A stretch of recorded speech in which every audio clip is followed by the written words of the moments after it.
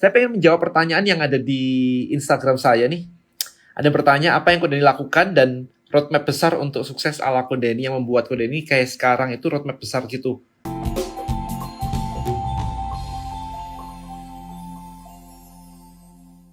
Tadi ada beberapa pertanyaan yang mirip-mirip soalnya. Jadi satu adalah kerangka berpikir, roadmap besar, kemudian satu lagi gimana caranya biar biar dari goal, dari mimpi supaya dari belajar supaya bisa di take action seperti apa gitu ya. Jadi itu ada satu lagi. Oke, kita ngomongin ini ya tadi ya, kerangka berpikir, kemudian roadmap kita ke situ ya. How to effectively turn your knowledge into action. Yes, kita bahas yuk. Mau nggak? Langsung live. Kalau misalkan mau live, langsung minta request join ke video saya aja. Langsung kita ngobrol bareng. Let's say, saya mau ngebahas ini dan ngebahas yang satu lagi tadi sih, yang dari Victor Octaviandi ya benar. Mas Miftah, benar ya? Iya kok. Tweet nama panggung aja. Oke, ya. Gimana? Ya mungkin itu sebenarnya itu sih kok. Pasti kan saya udah ada LPB juga. Ikut LBM juga, cuman mungkin problem banyak orang sih. Kita kan mungkin ada tagline di apa itu selembar kertas yang dari kita dapat dari LBB itu apa itu money doesn't come, income bukan datang dari knowledge tapi dari action. Cuman problem kebanyakan orang itu kan kita sering numpuk knowledge tuh, tapi kesulitan gimana untuk jadikan knowledge itu ke step by step action itu. Kalau menurut Kodeni sendiri cara yang paling efektif itu kayak gimana sih ya? Gini, saya pengen tahu ya. Jadi ini mungkin juga menjadi jawaban buat teman-teman yang lain sih. I believe pertanyaan ini valid, very good question. Saya pengen breakdown di Mas Miftah sekarang. Gini, kesulitannya apa sebenarnya? Nah itu mesti ketahuin. Jadi kesulitan detailnya itu kesulitannya di mana? Riset market kah? Atau memahami kata-kata yang tertulis di situ kah? Atau di mana sebenarnya? Sehingga tidak bisa ditranslate action. Itu dulu. Di fundamentalnya dulu. Oh itu. Kalau saya pribadi sih menurut saya kesulitannya itu saya mudah ke distract sama kayak misalnya saya mau fokus di salah satu usaha saya nih. Saya sama istri kan juga ada kayak mau bangun semacam bakery gitu ya. Cuman saya ke distract sama beberapa kadang-kadang misal nih ada kripto, ada yang lain, itu saya gampang ke distract gitu kok. Kayak gitu sih kalau saya pribadi seperti itu. Kalau gitu jangan di follow, karena saya juga kayak begitu dulu.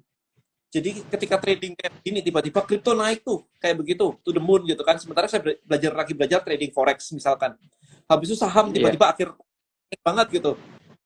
Itu juga distraction kan. Saya nggak mau lihat hal-hal yang membuat menurut saya distraction. Literally saya nggak mau sih. Jadi kalau ada orang posting itu, either saya unfollow atau saya nggak lihat aja udah. Kalau memang teman yang posting, saya tidak lihat. Saya kayak ya udah lewatin aja. Karena saya nggak mau. Itu yang pertama. Yang kedua, plan kita itu ditulis.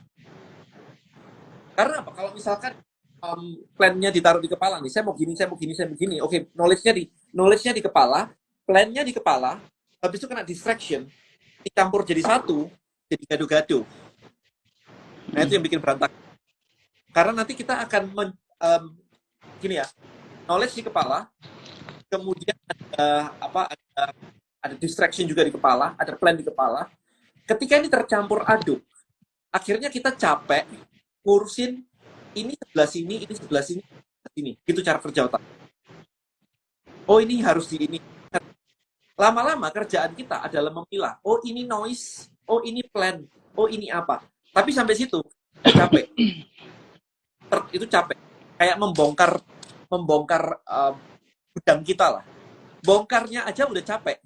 Boro-boro mau ngeliatin satu-satu. Prosesnya gitu di kepala. Jadi yang harus ngomongin ditulis, dikeluarin di kepala. Oh ya, mungkin ngomongin soal plan nih kok. Saya juga sering ya beberapa kali itu sempat buat plan.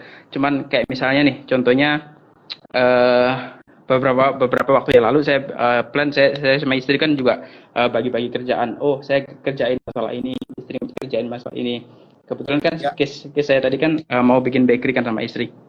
ya. Saya bagi tugasnya itu saya ngurusin ya masalah digital. Masalah digital misalnya saya minggu ini rencana nih saya misalnya katakanlah belajar copywriting, kemudian eh, bikin posting feed di IG dan lain-lain. Cuman kadang-kadang plan saya itu nggak tahu kenapa itu kayak terlalu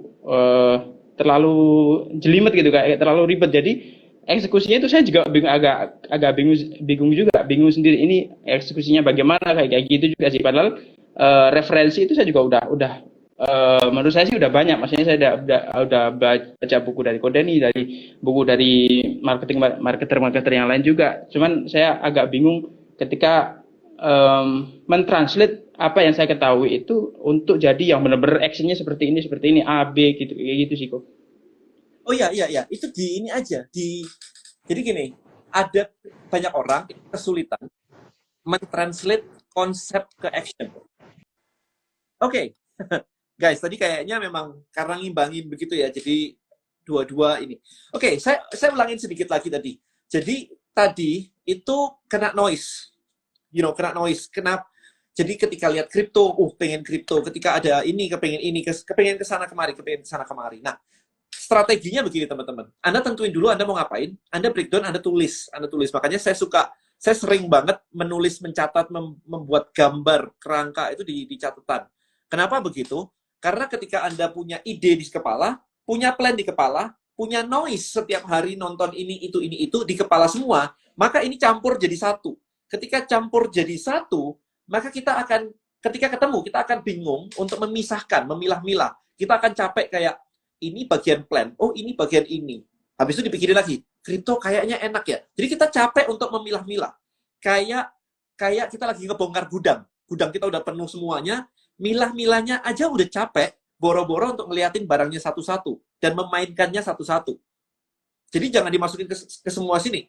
Di kepala itu memang kayak tempat sampah ceritanya ya. Karena kita punya panca indera, kita lihat ini, kita lihat itu, gosip teman, orang nyinyir, berita negatif di TV, masuk semua. Oke, begitu masuk semua, bukan overload information ya, memang udah cluttered aja, udah kayak tempat sampah banget. Maka ada yang namanya brain dump. Jadi keluarin semua, dipisahin, ini yang ini nggak perlu, ini nggak perlu gitu. Caranya kayak begitu. Jangan di sini semua ya. Kalau di sini semua nanti kita akan capek memilahnya, belum eksekusinya. Itu. Oke. Nah, kemudian tadi pertanyaan berikutnya adalah Mas Miftah tadi sudah ngeplan untuk bikin kayak semacam social media posting dan sebagainya, tapi kok kayak ribet, gak jadi-jadi dan sebagainya, kerja bareng istri kan.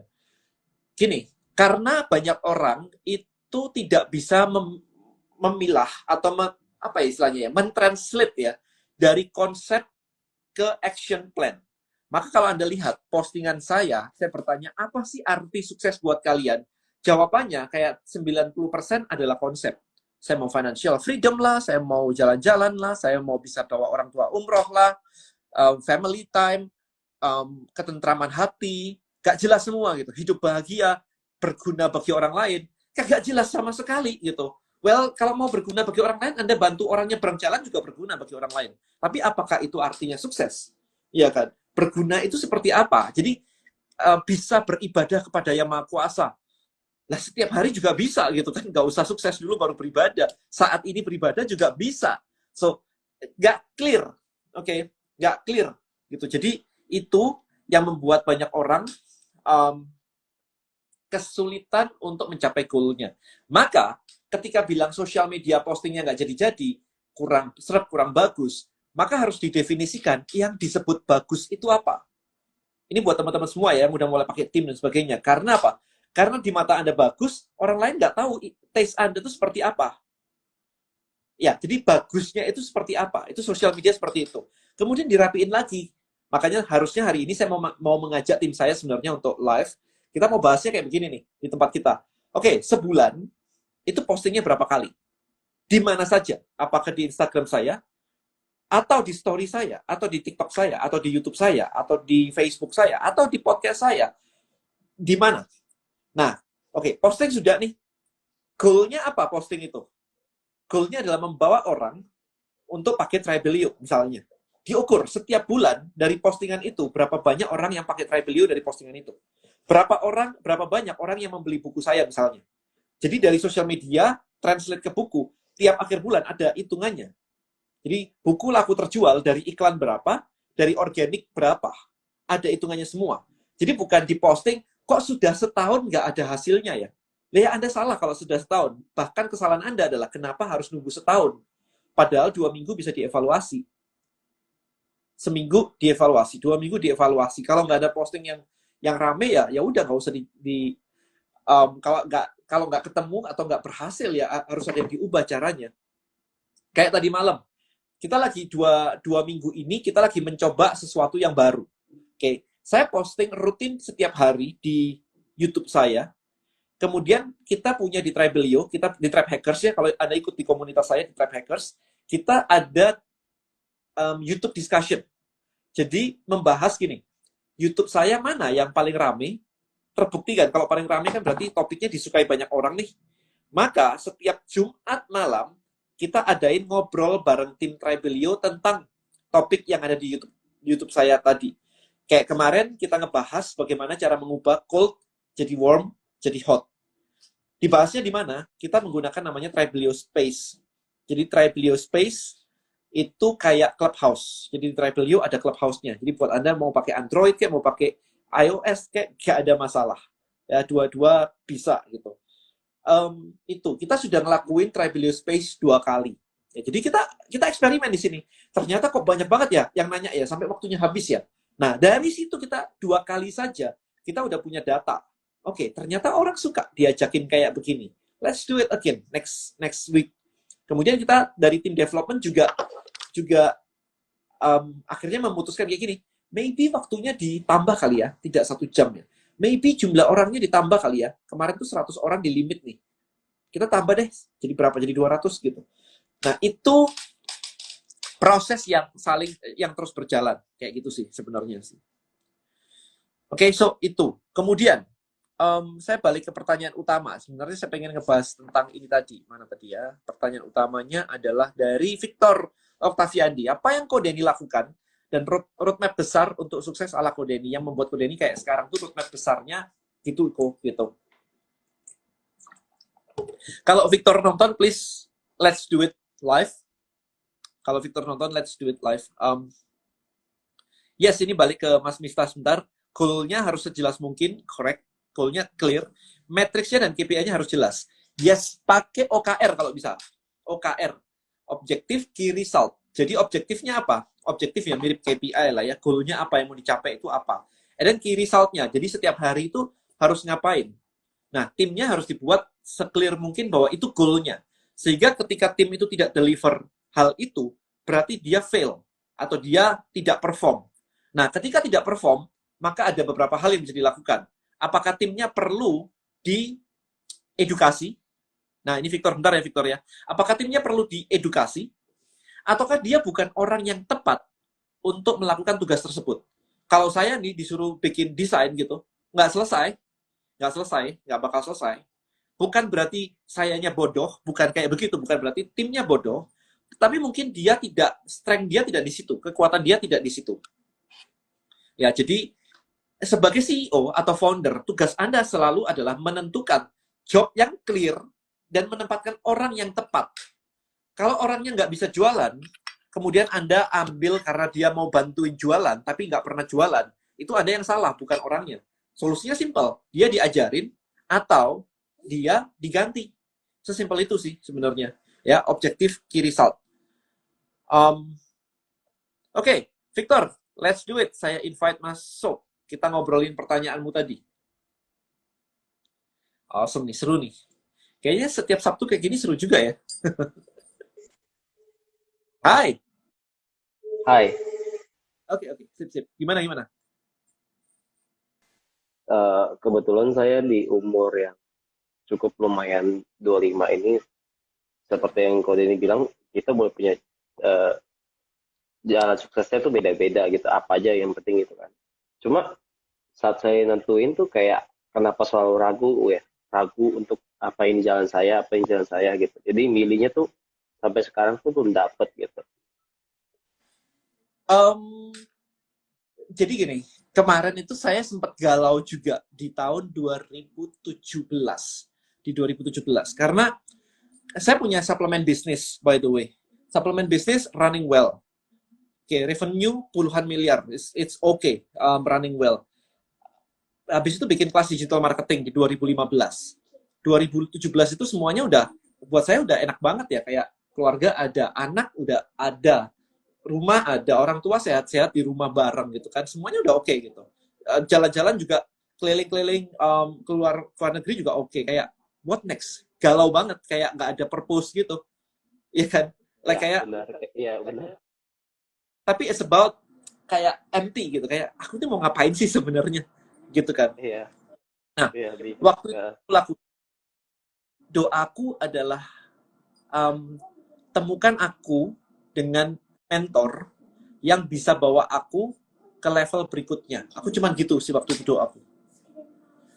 Nah, dari situ akhirnya aku bisa ikut mastermind ke sana kemari, ketemu orang hebat ke sana kemari, mulai, di luar sana ada begini ya, di luar sana ada begini ya, ini aku belum punya nih, kayak gini belum punya nih. Sampai akhirnya aku bisa kenal sama Russell Brunson. Oke, aku bisa kenal sama Russell Brunson. Nah, ketika dengan Russell Brunson, dikenalin sih, itu memang by network sih itu. Nggak gampang, nggak bisa tiba-tiba langsung kenalan begitu kan. Dikenalin, aku bikin mastermind di Bali, aku diundang acara di luar negeri, kemudian aku ngisi, kemudian mereka berterima kasih dengan cara mastermindku yang di Bali, dia datang. Mastermindku di Bali, orang bulenya datang ke Bali waktu itu. Ngobrol-ngobrol-ngobrol, dia kenalin aku sama Russell Brunson dan timnya. Terus akhirnya 2018, aku ikut di Russell Brunson. By then, akhirnya aku punya ide bikin Tribelio. Nah, bikin Tribelio akhirnya menjadi sesuatu yang kayak, oh iya ya, dari dulu belum pernah sukses tuh bikin digital produk yang bisa jadi global tuh. Kalau jualan mah udah merem lah, kalau jualan udah biasa banget kan. Nah, jadi sesuatu yang aku belum pernah, ini tiba-tiba jadi sebuah kayak goal baru di aku gitu, kayak I wanna build this, I wanna make this kayak very big dan sukses. Itu sih jadinya. Jadi memang itu sebuah perjalanan sih, ini menurut personal experience-ku sih. Jadi ya nyoba-nyoba kesana kemari, find a mentor, tentuin sih doamu kayak apa, find a mentor, kemudian ya dari situ. jadi kebetulan saya punya usaha dan juga punya toko lah ya, punya toko dan juga punya kayak aplikasi gitu ya. Dan itu nyita banget waktu. Tapi itu dulu waktu itu masuk ke dunia itu karena butuh kebutuhan untuk memenuhi kebutuhan. Ya, Nah, ya. sekarang tuh itu masih kayak terikat gitu kan. Tapi ada pikiran untuk melepasnya, untuk mencari yang lain. eh, tapi masih butuh kebutuhan itu gimana ya gitu. Walaupun nggak terdesak dulu sih. Kalau aku, ini pertanyaan masuk ke aku beberapa kali hari ini. For me personally, saya akan jalanin kalau kita masih butuh. Karena ya kita mau nggak mau tetap butuh makan kan, kita butuh duit kan, nggak bisa enggak. Kecuali kita anak orang super kaya yang nggak kerja pun habis itu nggak mati gitu, ya kan. I think for me dijalani dua-dua, tapi bagian yang sangat menyita waktu itu di outsource atau dicariin tim player yang bisa di situ. Jadi Gimana? kalau aku nih kalau kamu nanya kayak tadi ya, cara berpikirku adalah aku nggak mau handle operational sama sekali. I don't wanna do it. Gitu. Yang operational, admin, sales, nelponin orang gitu. I don't wanna do it. Market research saya lakuin. Saya ketemu market, yes. Ngobrol dengan market, yes. Nentuin strategi, yes. Meeting, yes. Operational, saya nggak mau. Gitu main. Oke. Jadi ibarat kata melepas bagian yang mengikat aja ya. Yes, saya nggak mau terikat. Itu udah dari awal banget. Terus dulu pernah dengar cerita nih, Kode ini waktu itu dulu pernah buka juga kayak toko ya, kayak konter ya. Konter terus katanya Kode ini tuh aksesoris itu kan, terus Kode ini berhenti tapi masih punya sisa-sisa barang yang Kode ini taruh di gudang gitu. Bagaimana pola pikir Kode ini tuh ngambil keputusan kayak gitu gitu. Oh, karena nggak ada profitnya kan? Karena kan, ya ngapain dilakukan? Kecuali kita tahu bahwa oh minus bakal jadi plus di tahun sekian jadi plus Hmm, nih misalnya. Itu oke. hmm. Tapi kalau minus tapi karena dia berharap pakai harapan uang, nggak ada kalkulasinya, saya nggak mau lakuin. Nah, waktu itu saya stop di tahun sekitar 2000 berapa ya itu 2000 I forgot ya 2016 atau 2016 ya udah stop sih. Waktu itu saya pindah ke international dropshipping kalau nggak salah. International dropshipping saya lebih kencang lagi. Cuma dropshipping naik turunnya terlalu gede, jadi profitnya gede banget. Sometimes loss, profitnya gede banget, loss gitu. Oh, itu belum Bangun sebuah lumayan perusahaan, mengerikan. ya itu lumayan bikin sport jantung sih. Dan aku nggak suka.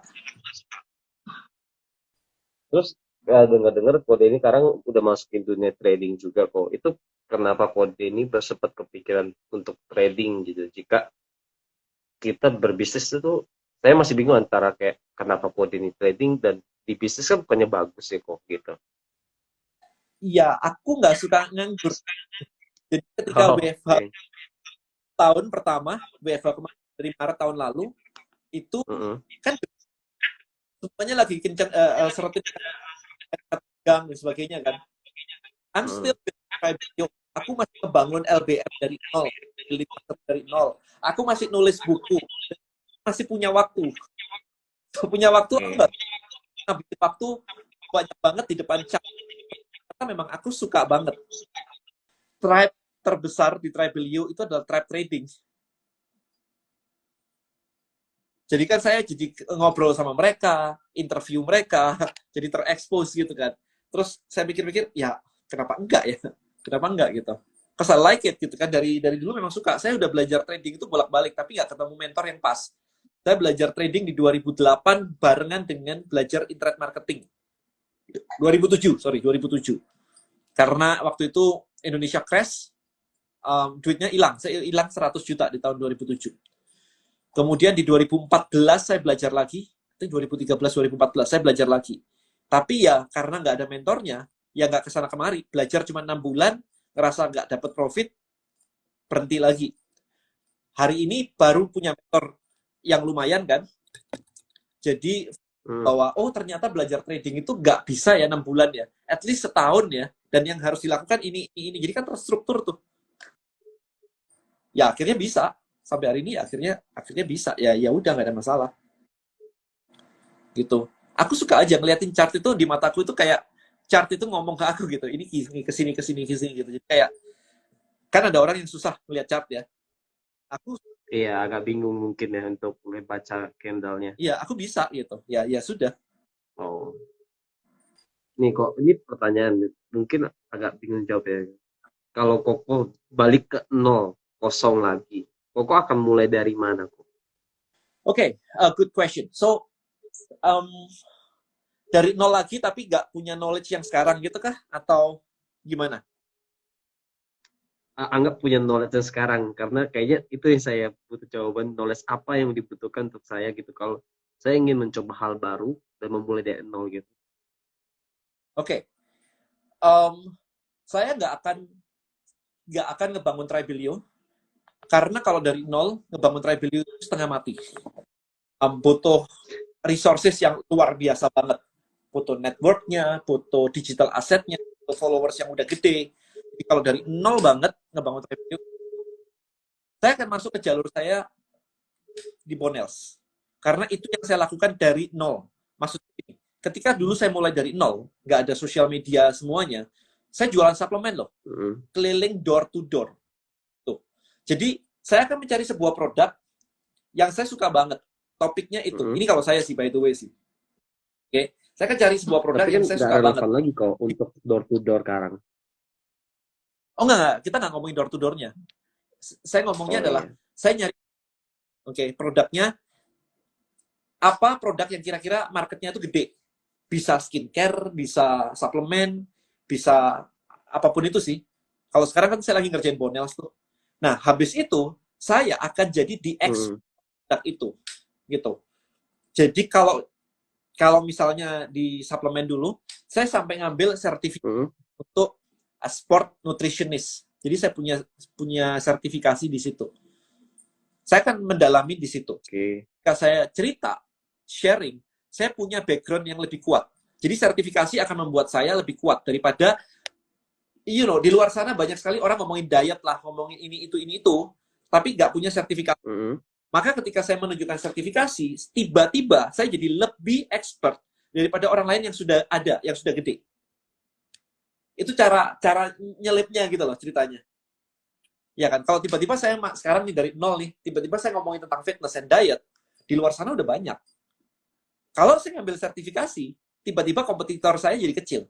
Jadi cara pikir saya kayak begitu. Kita membuat saya above, more expert daripada orang lain yang di kompetitor saya. So itu, Victor, cara mikirnya. Maka ketika saya punya sertifikasi, by the way ya teman-teman ya, ada satu reseller Bonels itu sampai ngambil kelas aromaterapi loh. Itu omsetnya terbesar, salah satu yang terbesar di Bonels. Gitu. Jadi itu memang harus dilakukan untuk membuat kita punya authority ngomong. Karena apa? Dengan sertifikasi kita dianggap lebih jago, lebih expert, orang lebih trust. Ketika lebih trust, maka langsung bisa jualan. Itu yang pertama. Yang kedua adalah, habis itu, saya akan bangun list building. Karena memang dari dulu saya ngelakuinnya pakai list building. Bukan karena saya jualan list building ya, tapi dari dulu saya memang pakai list building. Dari 2008. Saya pakai list building. Gitu. Jadi saya ngobrol tiap hari dengan list saya. Nah, ini kok kalau untuk bangun list building itu kan perlu sertifikasi nggak sih sebenarnya? Atau kita tinggal share yang sesuai pengetahuan kita gitu? Bisa. Atau gimana ya, Bro? Nggak usah sertifikasi. Bahkan saya lagi ngebangun list building untuk trading forex.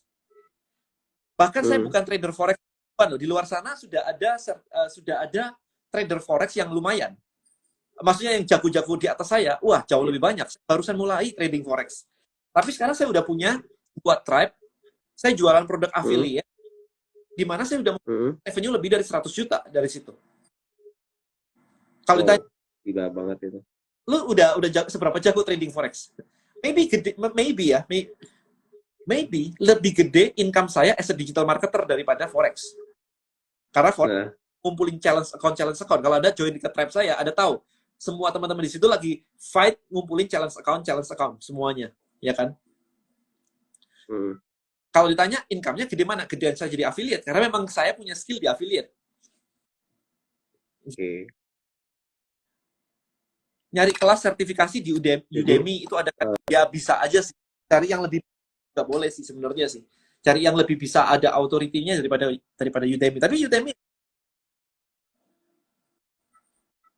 gitu. Wah, kalau Anda lihat nih di kamar saya itu dulu sampai mempelajari buku-buku nutrisi yang tebal banget tuh.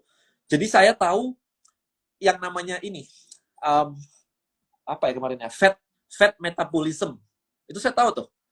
Jadi nggak ada namanya fat itu dibakar pakai keringetan. Itu nggak ada kayak begitu. Masa lemak dibakar jadi keringet? Lemak itu Anda tahu kan kalau Anda makan sirloin, kebayang ya, sirloin ada daging, ada lemak nih teman-teman nih. Gimana caranya lemak itu bisa dibakar lewat keringat? Kebayang nggak? Itu ada daging, ada lemaknya tuh di daging tuh. Gimana keluar lewat keringat? Kan nggak mungkin. Nah, kayak gitu sih. So, itu orang nggak paham gitu loh. Kebayang ya? Itu kayak lemak itu kayak kantung-kantung, kemudian nempel di sini, ada yang nempel di kulit, visceral, ada yang di dalam gitu kan. Itu nggak mungkin keluar lewat itu. Apalagi yang mengatakan gini, minum air perasan jeruk itu bisa nurunin berat badan. Ya itu nggak masuk akal. Karena lemaknya ini kan tetap gantung gitu. Mau diminumin kayak apa, ya tetap gantung, nggak ngefek. Kayak gitu-gitu. Jadi, nah tapi topik-topik itu jadi rame. Kalau diposting di ini jadi rame. Gini kok, ini kan kemarin ini dapat nonton dari YouTube ya. Kata dia kan kalau kalian kalau masih muda itu invest kemana gitu ya. Banyak yang bilang invest ke diri sendiri gitu kan. Ya. Berarti maksudnya kalau misalnya di umur saya yang 25 ini, ya. saya ingin berganti bidang. Berarti saya harus invest ke diri saya sendiri dulu Ya, sebelum saya bisa nge-guide, kayak bikin list building dulu. Sebelum bikin list building, emang saya harus no, no, invest ke diri saya sendiri. no, no, it's okay. Misalnya gini, kamu lagi mau bikin list building apa ya? Misalnya ya, kamu tiba-tiba, kamu suka apa sih? Pasti kayak apa sih? Suka apa sih? Let's say gini, Saya suka apa? investasi, bisnis, suka sih. Nah, kayak gitu. Misalnya tentang investasi, saham. Misalnya tentang investasi saham gitu. Ya kamu pelajarin aja buku-buku investasi. Hmm. Kan kamu pasti baca buku dong, kalau kayak gitu. Ya, Perjalanan ya, baca. di list buildingmu. Ya, tapi kan saya kan harus untuk udah bikin list building, kalau nggak salah, setahu saya kita harus share out, bisa berbagi dulu, memberikan nilai kepada orang dulu supaya orang datang kan. Ya. Nah, itu untuk dapat nilai itu kan berarti kan saya harus invest ke diri saya sendiri dan punya sertifikasi, menurut saya sih gitu. Cuma Harus sampai sertifikasi kok. Enggak. nggak. Enggak. Lah tadi aku share kan bagaimana aku membuat Hmm. I started my tribe tentang forex. Aku nggak punya sertifikasi forex. Iya sih. Aku Cuma mungkin kalau kasus kode ini bisa gini kok. Mungkin aja karena kode ini punya nama sebagai digital marketer, ada bisa udah namanya udah naik.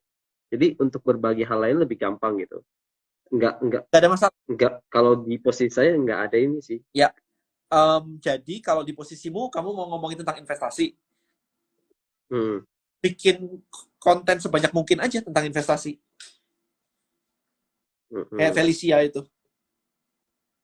Ya, oke. Ya kan? Tiba-tiba banyak banget ya judulnya menarik. Udah deh, followersnya. Kalau misalnya di followersnya itu tiba-tiba dia bilang kayak, yuk join yuk ke komunitasku yuk, aku akan ajarin ABCD. Berapa banyak tuh yang langsung join di situ? Nah, kalau saya lihat tuh kayak Felicia itu kan dia punya gelar CFA ya. CFA Ya, itu sertifikasi yang lumayan, menurut saya tuh lumayan ada dilihat orang. ya. Sedangkan saya kalau ingin berbagi gitu ya, agak merasa hinder untuk berbaginya gitu kok. Lupain minder, fokus ke kamu mau ngambil angle apa. Jadi ketika aku ngebangun trap forexku, aku nggak memposisikan diriku sebagai aku trader yang jago. Aku nggak ke sana. Aku cuman ngajakin orang, yuk aku tunjukin caranya untuk dapetin duit dari investor. That's it. Tapi aku sendiri sudah dapat duit dari investor, 100.000 US. Ya, ini lagi sekarang ngerjain akun kedua. Challenge pertama udah jalan, udah selesai. Jadi hopefully 4% lagi aku dapat 100.000 US dollar lagi. Jadi total 200.000, 3 miliar habis itu aku pegang dana orang. Nah, kayak gitu sih. Paling nggak nunjukin something yang kita pernah lakuin. Dan yang kita lakuin itu orang pengen. Even saya pegang 100.000, ya orang pengen loh. Ya kan?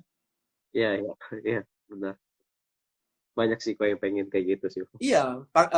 Aku tahu sweet spotnya. Jadi ketika ngebangun tribe itu, aku ngelihat bahwa orang-orang itu trading bisa dengan duit 5 juta trading. Gitu kan. Kayak 400 dolar, 300 dolar gitu. Bahkan ada yang 100 dolar, 200 dolar trading pakai duit segitu. Sekarang kalau misalkan tiba-tiba kamu dikasih duit 100.000 US dollar buat di tradingin, mau nggak? Ya, orang jadi akhirnya pengen kan lompat ke situ. Jadi nggak ada urusan dengan minder-minder lagi gitu. Nah ini Nasrullah juga benar nih. Felicia trafficnya bukan banyak bukan karena CFA-nya, tapi karena kontennya menarik. Exactly. Bukan banyak, bahkan banyak yang kalau dia punya gelar CFA. Correct. Itu cuman buat orang yang logik. Buat orang yang logik kayak ini siapa sih ngomongin kayak gini? Punya background nggak sih? Ya kayak gitu. Tapi kalau misalkan orang awam, ya kontennya aja langsung ditonton. Aku juga nggak tahu kalau dia punya gelar kayak gitu-gitu. Nggak perhatiin sih maksudnya sih. It's totally okay. Nggak usah bawa-bawa minder. Itu urusan belakang. Mindermu taruh di laci aja. Nanti kalau kamu butuh, masih tetap ada. Jadi, ini produktif. Jadi kalau misalnya sebaik lagi kok, kita kan kalau tadi saya seperti nanya, kalau kita balik ke nol itu berarti yang saran kuku adalah cari sertifikasi pertama, kedua bangun list building. Cari untuk produk-produk yang ya, kalau aku bukan fokus di sertifikasinya sih. Aku mau main di industri apa? Itu lebih tepat di situ. Ya, jadi sertifikasi itu additional doang untuk membangun personal brand. Nah, sekarang aku let's say sebentar. Gini. Aku coba kasih lihat ya di iPadku sebentar ya. Hopefully teman-teman paham. Nah, sebentar, Pak. Sorry, rahasia diet, kok panduan diet. Rahasia diet. Sebentar, saya cari. Nah, ini kalau dilihat nih, saya punya buku, teman-teman. Saya pernah nulis buku namanya Rahasia Diet dan Rahasia Diet 2. Ini foto 2008 ya, 13 tahun yang lalu. Oke. Jadi buat teman-teman, kayaknya imagine ya. Pokoknya gini, yang pertama, langkah pertama bukan tentang sertifikasi, tetapi tentang saya mau masuk industri apa. Makanya kalau Anda belajar di list building mastery kan saya selalu menekankan kan. Pilih niche market. Itu dulu sih. Kita mau main di mana? Nah, baru ketika kita main di mana itu, kita baru mikir nih, untuk supaya aku bisa menang nih di sini nih, saya butuh apa? Oh iya. Apakah pakai Kompetisi itu sangat kuat biasanya kalau di hot market. Di market yang besar sih. Iya. Selalu ada kompetisi yang sangat gila sih. Makanya, habis itu cara pikir saya adalah gimana caranya saya bisa menang di situ. Kalau saya ngerasa itu nggak mungkin menang, dan saya nggak suka, saya nggak akan masuk. Saya pernah punya kesempatan menjadi partnernya Bong Chandra, investor di Bong Chandra, tapi I don't like property. I don't have any passion di property. Kayak, aduh, prosesnya begini ya, bertahun-tahun ya, gitu. Kayak, aduh, gitu. Nggak suka aja, gitu. Iya. Habis itu harus nego dengan tanah dan sebagainya, belusuk aja di tanah. For me, it's not my style. Styleku adalah di ruangan kayak begini, di kantor kayak begini, aku ngerjain based on technology. By the way, teman-teman, buat Anda yang dengerin saya hari ini, saya juga nggak mengharuskan Anda untuk bangun bisnis digital. Oke. Itu panggilan diri Anda masing-masing buat semua ini. Jadi benar-benar bebas aja. Cuma, konten yang saya share adalah tentang yang saya tahu dunia digital. Gitu aja. Itu kemarin soalnya ada sesuatu yang agak misunderstanding gitu ya. Dibilang kayak, kenapa orang harus ngikutin Denny Santoso semua sih caranya? Enggak, saya nggak bilang harus ngikutin saya kok. Gitu loh, supaya clear aja. Your business is mau tanya kok, kalau gini, kalau kita dapat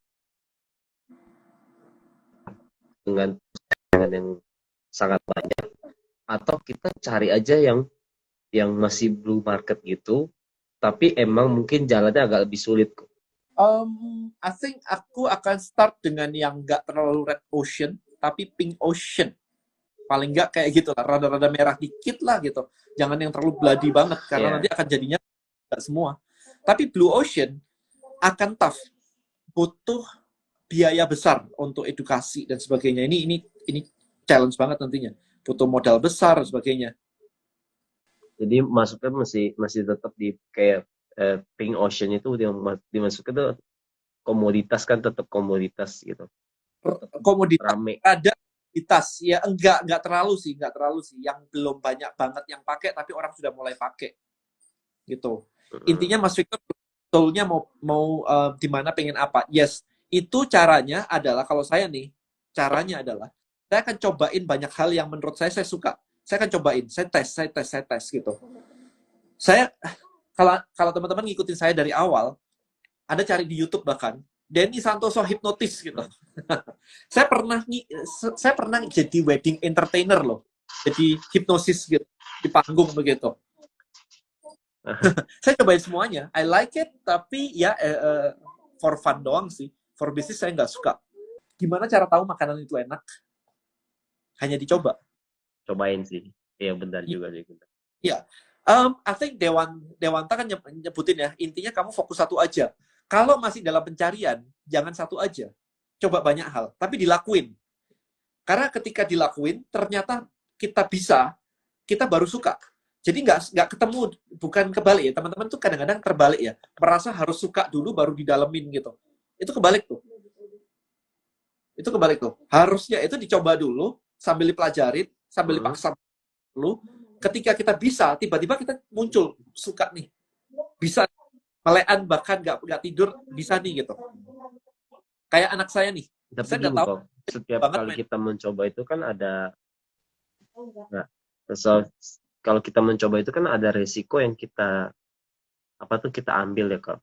Itu kan resikonya bisa dibilang kita nggak selalu punya peluru terus untuk mencoba dan mencoba terus gitu. Jadi kalau bagi saya sih ya mencoba itu bukan hal yang mewah banget sih gitu, karena selalu ada harga yang dibayar. Saya juga pernah mencoba beberapa bisnis dan gagal, dan itu membuat saya tuh agak menurunkan intensitas saya mencoba juga sih kok gitu. Iya, Menurut kok gimana? em, tergantung ya. Kita di sini rada ambigu dalam konteks yang mencoba itu seperti apa. Kata mencoba Mm-mm. seperti apa? Maksudnya kayak atau bahkan atau bahkan daripada membangun bisnis sendiri, kenapa nggak belajar Mm-mm. di bisnis orang lain di bidang yang kamu suka? Sehingga kamu bisa belajar semuanya digaji lagi, bukan pakai duit sendiri. Iya sih, Iya kan? sebenarnya balik lagi ke pertanyaan pertama kok. Jadi saya masih ada punya usaha yang tadi saya bilang lumayan mengikat saya di bagian operasional. Jadi saya masih belum bisa untuk all out untuk coba di tempat lain gitu aja sih. Ya. So there's your choice sih. Dan ini karena operasional menyangkut uang, saya sangat sulit untuk melepasnya kok. Maksudnya menyangkut uang itu kamu di bagian finance-nya gitu kah? Iya, di bagian finance-nya, pengaturan keuangan itu. I don't think it's a problem sih sebenarnya sih. Kalau gitu problemmu adalah di delegasi sebenarnya. Karena saya punya 2 company, saya nggak pegang uangnya semua. Semuanya diurusin sama tim saya. Like kayak di Tribelio, di Bonel, semuanya udah diurus tim saya. Saya Hmm. bahkan nggak tahu. Jadi mereka transaksi, men, like kayak jualan, setiap hari jualan. Jadi nggak ada apa, saya nggak pernah ngurusin, saya cuma dapat laporan aja sih. Sales saya hari ini kayak begini, Bonel, Tribelio, iklan saya spending hari ini segini gitu di Tribelio. Kayak gitu aja. Akhir bulan profit segini, tiap hari ada laporan sih, of course sih. Tapi semuanya Kalau kalau kalau kalau dari saya sih uang itu mungkin sangat krusial ya. Misalnya kayak selisih itu membuat saya tuh agak tidak tidak begitu nyaman juga kalau ada. Biasa emang kita dapat laporan, tapi laporan yang selisih itu membuat saya tuh kayak nggak bisa mempercayakan kepada orang sih. Jadi ini selalu saya di tangan saya kembali balik lagi gitu. ya, tapi selisih itu berarti itulah nilai dirimu. Karena kamu dibayar untuk mengamankan selisih itu. Pertanyaan saya sekarang, selisihnya berapa besar? Kalau selisihnya besarnya 1 juta sebulan, berarti mempekerjakan kamu Mm-mm. itu, kamu dibayar 1 juta. Karena tugasmu hanya mengamankan selisih 1 juta. Tapi kalau kamu ditaruh di situ dan kamu bisa mengamankan selisih 10 miliar sebulan, maka gajimu sebenarnya adalah 10 miliar di situ. Nangkep nggak? Iya sih, benar. Nangkap. Ya kan? Cuma memang kecil sih, selisih kecil. Cuma saya ada perasaan tidak tidak ingin kehilangan aja sih. Yes, berarti kan kamu masih running di angka kecil gitu kan. Jadi kamu willing untuk membuang waktumu di situ dengan dibayar sekecil itu sebenarnya. Itu mindsetnya sih, just a mindset sih. Bukannya bisa membesar kok kalau kita biarkan gitu aja. Sampai berapa besar? Kalau kamu sampai itu besar banget selisihnya, kamu meng-hire orang yang salah. Nggak berani saya. Orang yang salah. Selisih kecilnya saya nggak berani lepas kok. Jadi nggak saya biarkan ini besar juga sih. So it's all about system and delegasi sih. Karena think about this ya. Orang-orang terkaya itu nggak pernah ngurusin duitnya. Company-nya ada 200 gitu. Terus gimana caranya? Itu yang saya masih cari di buku tuh, kan nggak ada buku yang Itu mengajarkan kayak kamu, ini kenapa mereka bisa melepas itu ya gitu. kalau kamu mau begitu, kerja sama orang kaya. Yang punya 200 perusahaan. Nah, Lihat caranya mereka gimana gitu. I think ya itu nggak ada bukunya memang. Itu nggak diajarin di buku, nggak diajarin di sekolah lagi. ya nggak bingung kita. Kalau kita nggak punya mentor tuh bingung. Oh iya, Gini, balik lagi kok. Ayo. Menurut Koko, untuk saya nih, yang tinggalnya jauh dari kota Jakarta gitu, ya kan? Dan itu bukan, saya kayak di pinggiran kota aja. Untuk mencari mentor tuh gimana ya, Koko? Soalnya kayaknya sangat sulit. Kita cuma dapat mentor yang searah. Kita kayak nggak bisa dapat mentor yang dua arah sih. kalau saya sih kemarin ya, saya kemana-mana sih. Saya ikut kelas kemana-mana sih. Habis itu nggak bisa buat agak challenging ya mungkin buat teman-teman ya. Cari mentor, cari network itu bukan pekerjaan yang saya mau hari ini besok dapat. Jadi kalau saya itu ngebangun network saya kayak hari ini itu berapa belas tahun ya, berapa belas tahun gitu sih. Waktu saya ngerjain suplemen nggak punya mentor, bener-bener dagang doang. Saya bahkan nggak tahu ini harus dikemanain, ini company mau dikemanain sih nggak tahu sama sekali. Baru setelah 2010-an gitu, 2009 2010 saya mulai terekspos dengan dunia startup. Ada yang namanya mentor, even kata mentor aja saya baru tahu di situ. Barulah saya keliling ke sana kemari, datang ke acara-acara. Jadi ada acara startup, ada yang berbayar, ada yang gratis, saya datengin semua. Saya tinggal di Malang, by the way. Jadi kalau kamu di pinggiran Jakarta, saya lebih jauh, saya di Malang. Saya terbang ke Jakarta, saya untuk acara startup lokal misalkan, gratis. Saya datang, gratis. Networking sana kemari. Habis itu setelah networking, ya besok yang key personnya saya ajakin makan siang misalnya. Paling saya bayarin makan doang sih. Ketika ada acara, misalkan ada acara seminar apa gitu, saya list tuh pembicaranya A, B, C, D, E. Saya pengen belajar dari si A, si B, si C, si D. Oke, saya kontakin satu-satu, saya DM satu-satu, saya ajak makan siang. Sampai hari ini. Ya hari ini nggak sih, hari ini Amin nggak bisa ya, karena pandemi kan. Gitu. Iya, sekarang lagi posisi susah untuk keluar. Bahkan kalau teman-teman tahu, saya barusan dapat partner di Tribelio, itu dulu investornya Grab. Investornya Gojek, Loket, investornya Bright Story. Jadi crazy enough sih. Jadi dia punya udah running kayak 200 company-an gitu. Oke. So, saya mikirnya begini, dia investor ya by the way, dia investor di sana ke sana kemari gitu. Saya butuh investor. Tapi ketika saya ngontak DM dia, pertama kali saya nggak bilang saya mau investor, enggak. Tapi saya nggak pitching gitu. Saya pengen ngajak dia IG live. Karena konten dia luar biasa banget. Saya mau ngajak dia IG live. Nah, ketika saya sudah ngajak dia IG live, kita jadi sering ngobrol kan. Saya bilang saya mau minta dia coach saya. Saya bayar coach saya gitu. Dengan goal adalah company-ku jadi bagus, value-nya jadi naik, bisa global, bisa dapat investor. Dia mau untuk melihat, just looking at my company. Setelah ketemu saya, ngelihat company saya, dia pengen lihat timnya. Terus dia dikasih PR. Dia bilang kayak, lu bisa nggak bantuin gua kayak begini-begini? Kita dikasih waktu kayak 2 bulan gitu, 1 bulan kita udah datang dengan presentasi semuanya. Dia bilang, I like you and your team. Akhirnya dia masuk di company kita, bukan untuk invest, tetap. Tapi untuk membantu company saya untuk grow. Can you imagine that? Bahwa ini investornya Grab loh, Breadstone, Lock.com loh. Dia udah invest di kayak 200 company loh. Ya kan? Dan dia bisa masuk ke tempat saya partner, di mana saya nggak ngegaji dia, tapi dia ngebantuin saya untuk growth.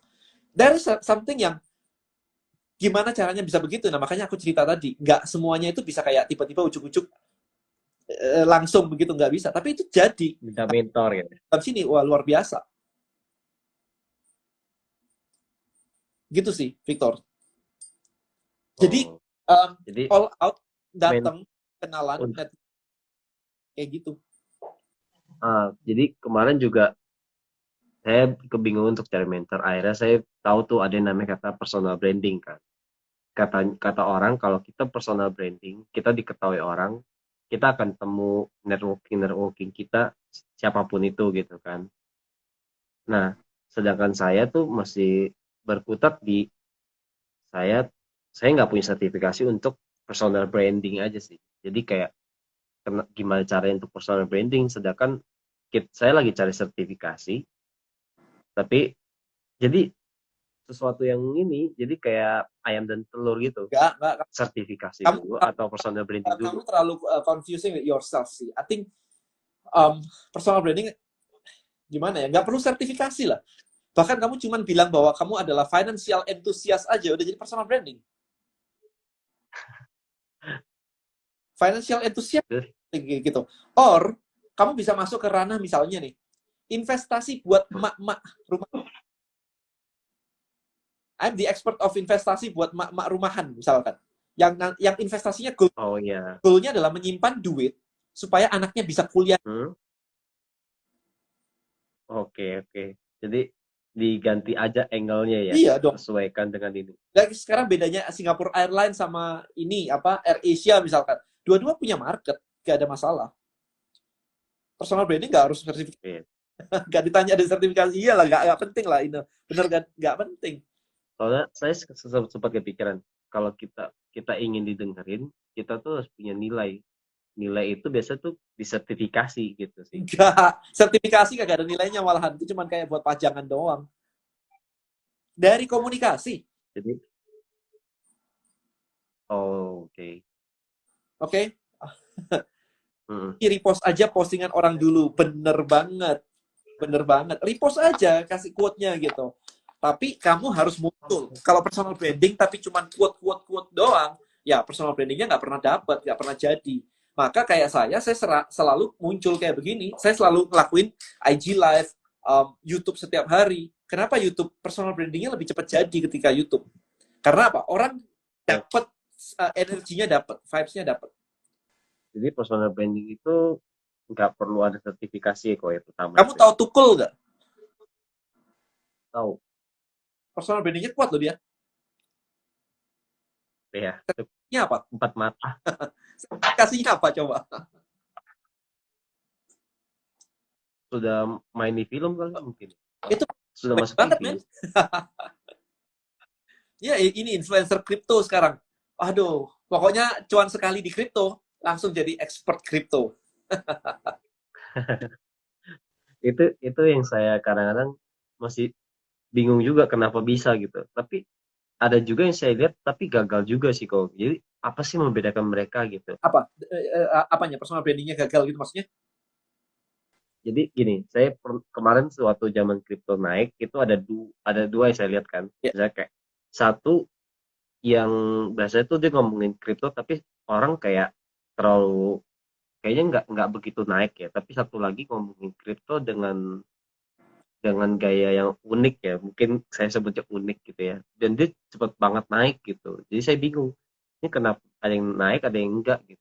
Sebenarnya saya juga masih bingung terhadap personal branding sih. Karena ini tadi, karena kan ada keunikannya tadi kan. Itu yang membuat orang jadi ingat. Ya, Oke. apa gitu? Karena jangan difokusin hanya ke kontennya, tapi fokuskan ke feeling atau emosinya, excitement-nya. Nah, berapa banyak nih teman-teman di sini sekarang yang lagi nonton di sini? Kalau nonton saya, entah di YouTube atau apapun itu, selama ini paling tidak Anda pasti pernah menemukan aha moment. Bener? Ya, Ya kan? pernah. Mau chicken nugget kayak mau apapun itu kayak bener juga nih kata Denny nih. Pasti ada itu.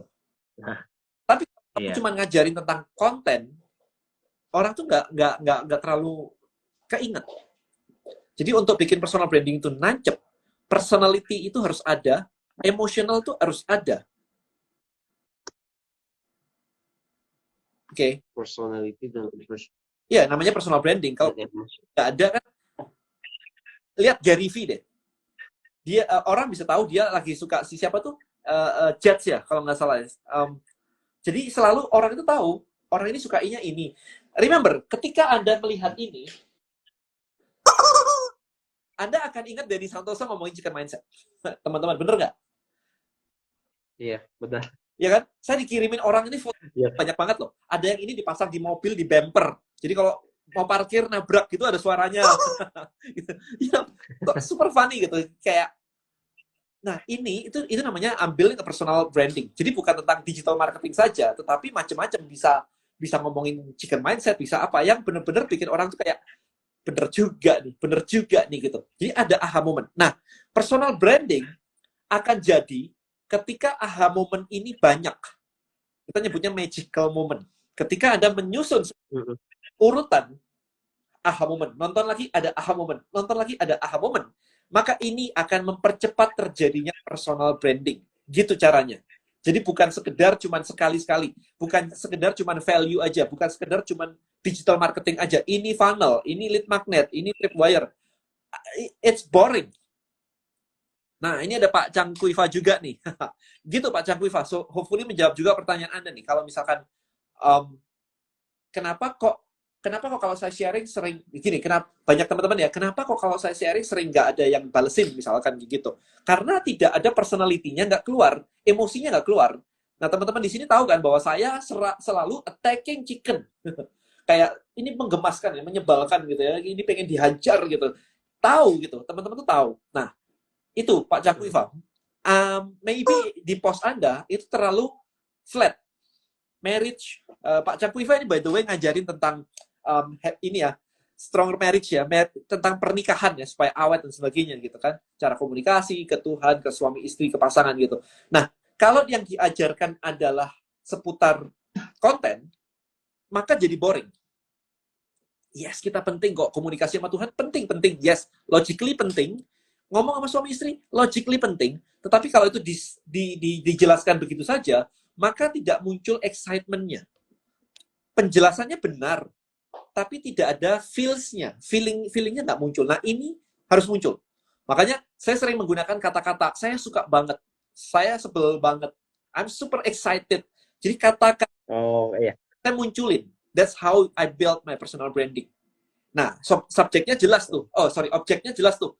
Kalau saya attacking chicken mindset. Saya nggak attacking people. Saya attacking chicken mindset. Bahkan saya pernah ngomong kayak gini misalkan. Saya tidak ngeblok orang, saya hanya ngeblok stupidity. Kebodohan yang saya blok, bukan orang. Jadi no personal, no hard feeling ya, gitu. Iya. So maksudnya kayak gitu-gitu tuh saya munculin, sering saya munculin. Bukan sekedar cuman konten digital marketing. No. Itu. Terus untuk nemu aha-nya itu gimana ya? No, itu tadi kan ada aha-nya. Coba sekarang teman-teman di sini, momen Anda apa tuh kalau misalkan nontonin ini? Karena Victornya agak confused nih. Aha-nya itu maksudnya apa nih? Nah, Pak Cakuifa misalkan, barusan saya ngomong gini, dapat nggak sebuah aha moment? Sebuah, oke, ngerti saya, oke, gitu. Kira-kira teman-teman ada nggak di sini? Ini karena Victor agak kesulitan nih. Saya lagi cari musuh bersama. Pak Cakuifa adalah pendeta, right? Bahkan Tuhan pun menciptakan musuh bersama. Ada namanya setan. Oke. Dan setan itu bukanlah spirit, bukan spirit. Nyebutnya itu setan itu bukan ghost, bukan spirit. Jadi lebih kayak ke hawa nafsu, dengki, iri, dendam, kayak gitu-gitu. Nah, sama sebenarnya. Jadi setan itu merepresentasikan, memvisualkan kondisi yang ada di dalam diri kita masing-masing dan banyak orang itu punya. Ini kalau kita nyari musuh bersama nih, strateginya kayak begitu. Lah kalau saya ngomongin hal yang sama, kan konteksnya berbeda ya. Kalau saya kan di bidang productive and entrepreneur nih, maka apa nih yang ada di dalam pikiran masing-masing orang? Saya wujudkan dalam bentuk chicken mindset. Jadi kalau Tuhan menciptakan setan untuk setan adalah dalam dirimu tuh, hawa nafsu, iri, dengki, whatever. Saya nggak mau ngebahasin itu. Saya ngebahasnya adalah kamu mau action nggak berani, kamu ini nggak berani, chicken banget sih. Ini loh chicken yang kita fight. Konsepnya sama teman-teman. Alright, so ini kayak tadi nih, aha moment, quick win kan, aha moment, quick book. Aha moment tuh kayak, aku jadi tahu something gitu, aku jadi ngerti something. Kalau dengerin Denny ngomong, aku dapat aha moment, dapat insight gitu. Aha moment lebih ke insight gitu. Nah ini teman-teman mulai cerita tuh, ya kan? Iya. Ada yang ini sedikit mulai paham sih kok. Jadi lebih ke arah sesuatu yang kita baru pelajari hal baru gitu ya. Jadi kayak ide muncul brilian gitu ya. Iya. Nah, ciptakan itu mungkin di audiensmu. Oke. Gitu. Jadi butuh banyak baca. Kamu baca. Ketika ada bacaanmu, misalkan ada produk-produk buku-buku investasi misalnya. Terus di buku-buku investasi itu ada kayak, wah ini menarik ya. Aku nggak pernah tahu ya. Orang ngomong kayak begini. Di highlight aja. Jadiin konten. Oh iya. Okay. Gitu kan. Kita melihat ini juga ya, apalagi orang awam nih. Aha moment dari Denny, sharing aja kekuatan kamu, yes. Ina, saya harus bikin aha moment untuk YouTube saya. Yes, aha momentnya adalah saya harus bikin aha moment untuk YouTube saya, right? Kayak saya kemarin ngomongin tentang iklan di Facebook itu boncos. Saya nggak mau urusin boncosnya. Saya mau bawa ke CAC versus AOV misalkan.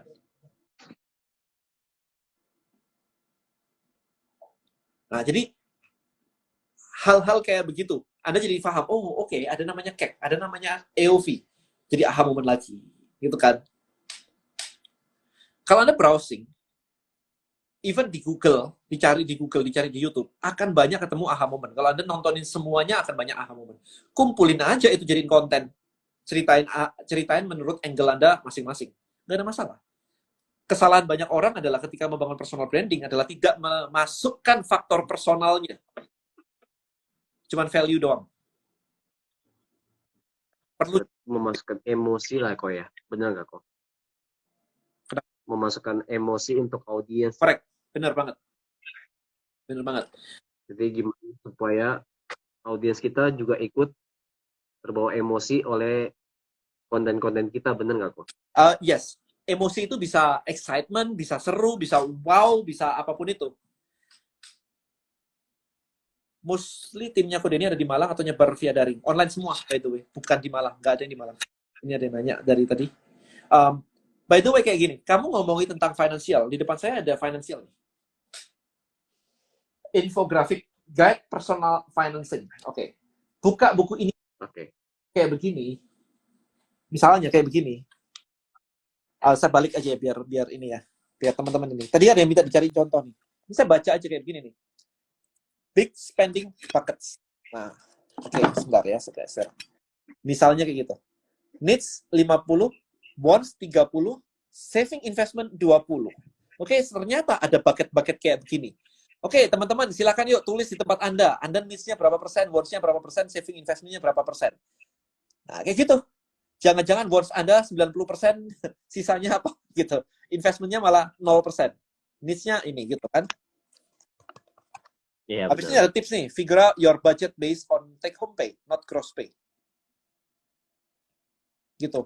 Ini kan macam-macam teman-teman. Jadi just one book kayak begini aja, infographic for personal finance.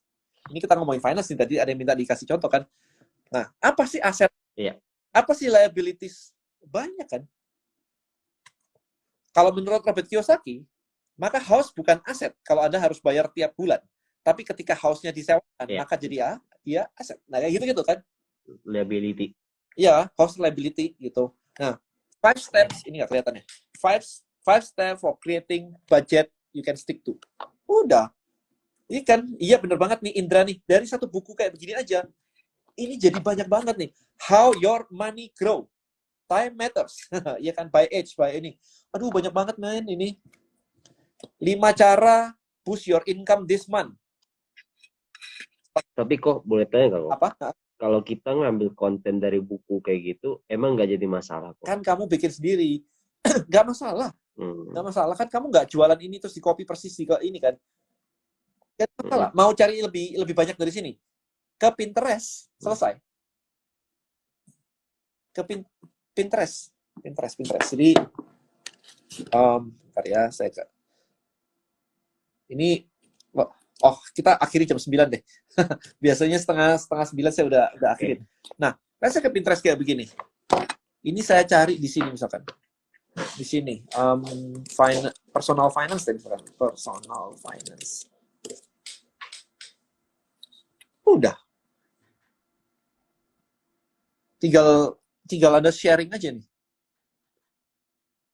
Oke, iya. Personal finance in 10 simple sentence. 60 budget kategori.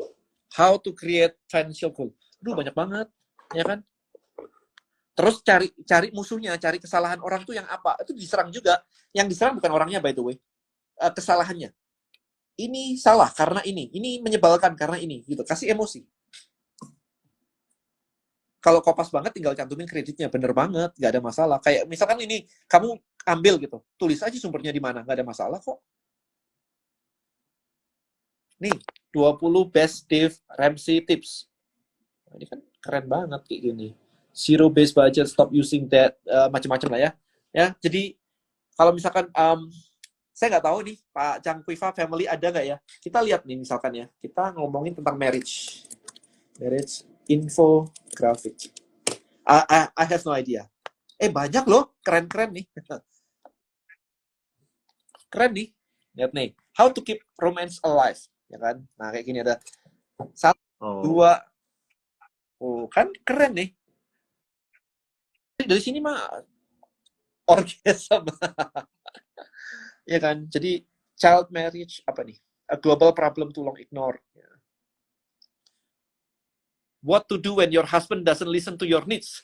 Ini kayak gini-gini dibuat nyerang nih, bisa dibuat attacking, bukan attacking yang jahat ya by the way ya. Sounds like kayak ini, tapi ini sih banyak banget nih. Refuse to argue, arguing is counterproductive to community. Anyway, cari yang ada emosinya, jangan flat. Pak Cangkuifa kebanyakan masih flat. Gitu. Keren banget, ini aha moment, keren kan? Udah Pinterest itu udah seru banget. 10 years of marriage. Oh, mana tadi? Salah. 10 years of marriage, and this is what we achieve. Nah, apalah, terserah ya. Jadi seru aja gitu. Aha momen pertama yang aku dapat dari Kodeni untuk aku jualan, temukan false belief lebih keren lagi. False belief tersebut kita kemas jadi produk, ningkatin value, jual lebih mahal. Buset. Yes. Jadi iya, hal-hal kayak begini sih. Oke, so mau apapun sebenarnya banyak kalau di sini, tinggal dicari aja kalau di sini. Apa misalkan tadi ada financial, kalau fitness gitu sih udah banyak banget ya, apa ya? Tinggal cari aja lah nanti teman-teman ya di sini ya, di Pinterest ya. Ini pakai software Pinterest kan juga pakainya gratis, semuanya dapat. Mau menambah nih, cari di Pinterest kalau lagi bentuk yes. Tadi namanya apa buat cari konten? Pinterest, saya pakai Pinterest. Pakai Pinterest aja. Oh, banyak. Ada yang parenting nggak? Ada yang ini nggak? Biar anak tidak ini ya, contoh ya kemarin ya. Saya ngasih tips gini. Biar bikin konten, jadi gini, kemarin itu saya revise dari awal ya. Ada perusahaan printer lagi butuh naikin omset. Omsetnya dia terbesar dari tinta karena printer beli sekali, tintanya beli bolak-balik. Jadi dia harus membuat tinta itu habis. Oke. Tinta itu habis hanya terjadi kalau orang ngeprint banyak. Oke. Daripada mikirin ini, kita kreatif sedikit deh. Ibu-ibu dijadikan target market yang punya anak kecil, di mana kalau anak kecil itu sekarang seringnya main gadget, nggak bisa lepas gadget. Nah, saya bilang, lihat nih ya, bikin campaign kayak begini. Anak-anak habis nonton film, Avenger atau apapun itu, di-print dari Pinterest. Ini ada Iron Man, ada Spider-Man, ada, Captain America, ada ini Iron Man, di print, kemudian anak-anak suruh ngewarnain, jadi punya buku gambar itu unlimited, iya kan? Nah kayak begini ya, gitu. Nah otomatis ketika ibu-ibunya ngeprint kayak begini terus-terusan, kan tintanya cepet habis.